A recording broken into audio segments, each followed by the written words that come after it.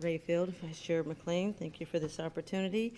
Members of the committee, for the record, my name is Tawna Sanchez. I am the State Representative for House District 43, North and Northeast Portland. Colleagues, I believe protecting our privacy is an issue that goes beyond partisanship, and that this same feeling is shared by the vast majority of Oregonians.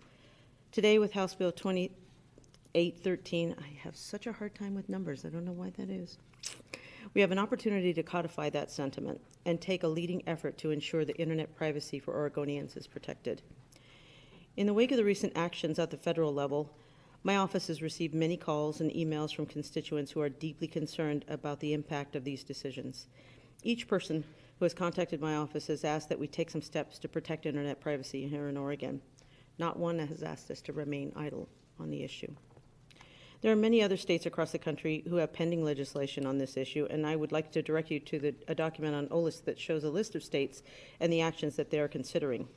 One of these states is Minnesota, whose Senate overwhelmingly and with bipartisan support passed a bill similar to the amendment that is being brought forward and being discussed today to protect the internet privacy in that state. Washington State has pending legislation on this topic and is receiving broad support.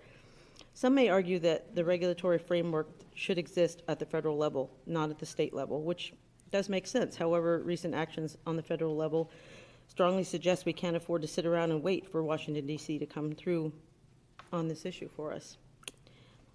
We have a real opportunity to do something right for the residents of our states, and I think we should act on that.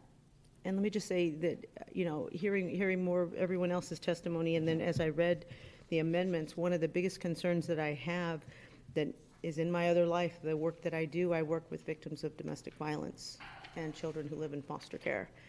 People who spend a lot of time on the internet, and I always worry about their safety and the things that they don't know and may not understand about that. And I think about the big long list that says, you agree to this, this, this, and this, and you can't play on this unless you agree.